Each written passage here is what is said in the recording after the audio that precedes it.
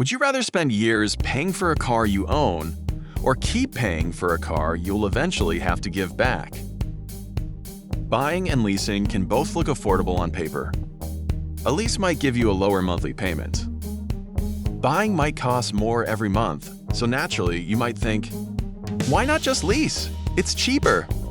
But here's the problem. The lowest monthly payment does not necessarily mean the lowest total cost. And if your goal is to save money, build wealth, and avoid unnecessary financial stress, choosing between buying and leasing can make a surprisingly big difference. So today, let's answer one simple question. What is actually more practical, buying a car or leasing one? Let's start with buying. When you buy a car, you're paying toward ownership. You might finance the vehicle with a loan, which means you'll have monthly payments for several years. And yes, those payments can be painful, but eventually, the payments stop. That's one of the biggest advantages of buying. Let's say you buy a car and decide to keep it for 8 or 10 years. After you finish paying the loan, you can continue driving the same vehicle without a monthly car payment. You still have expenses, of course. Insurance, fuel, maintenance, repairs, registration, but you no longer have that monthly loan payment. And here's another important point. The car still has value. Maybe not as much as when you bought it, but if you eventually sell it, you can recover some of your money. So buying isn't just about transportation. You're also building ownership in an asset that you can eventually sell. Of course, cars aren't great investments. They usually depreciate. But there's an important difference between owning a depreciating asset and continuously paying to use one.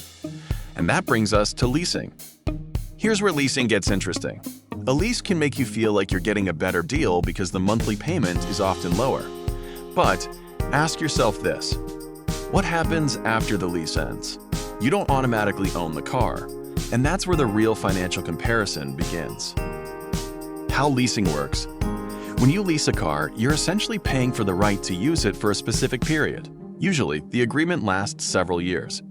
You make your monthly payments, you drive the vehicle, and when the lease ends, you typically have options depending on the contract. You may return the vehicle, you may have the option to buy it, or you may start another lease. And this is exactly why leasing can be attractive. You can potentially drive a newer vehicle without taking on the same level of long-term ownership commitment. You might also get predictable costs depending on the lease agreement. And if you don't want to worry about selling an older car later, leasing can be convenient. But there's a catch. Leases usually come with rules. For example, there may be a mileage allowance. Drive more than the agreed mileage? You could face additional charges. Return the vehicle with excessive wear and tear. You could potentially be charged. Want to heavily modify the car? That may not be allowed. And perhaps most importantly, when the lease ends, you may have no car to show for all those payments. That's not automatically bad. You're paying for transportation and convenience. But it's something you need to understand. Here's the question most people forget to ask. How much will this car actually cost me over 5, 8, or 10 years? Not, what's the monthly payment? Because a Silverman monthly payment doesn't automatically beat a $600 payment. You need to look at the entire financial picture. The real cost. Let's imagine two people. Person A buys a reliable car. Person B leases a newer car. Person A might have a higher monthly payment. Person B might have a lower monthly payment. At first glance, Person B looks like they're winning. But now let's look further. Suppose Person A keeps the car for 10 years. Eventually, the loan gets paid off. For the next several years, they can drive the car without making loan payments. Person B finishes the lease after 3 or 4 years. Now what? If they want another, newer vehicle, they may sign another lease, and another, and another. Suddenly, the lower monthly payment isn't necessarily so cheap. You're continuously paying for access to a vehicle. This doesn't mean leasing is always more expensive. It depends on the specific deal, vehicle, mileage, financing terms, insurance, maintenance, taxes, fees, and what you do when the lease ends. But this is why you should never compare cars using monthly payments alone. Instead, calculate the total cost. Think about down payment, monthly payments, interest, insurance, maintenance, repairs, taxes and fees, mileage charges, and most importantly, What will the car be worth when you're finished paying for it? That's the number that can completely change the decision. Here's my practical rule. If you tell me, I want a car I can keep for 7, 8, or even 10 years, I'm usually going to say, buy. But if you tell me, I want a newer car every few years, I value convenience, and I don't care about eventually owning it, then leasing can actually make sense. So who should buy? Buying is generally more practical for someone who wants to keep the same vehicle for a long time, drives a lot of miles, wants the freedom to customize the vehicle, don't want mileage restrictions, and most importantly, wants to eventually eliminate the car payment, for example.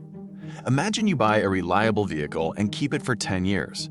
You might have several years of payments, but once the loan is gone, you can continue driving that same vehicle.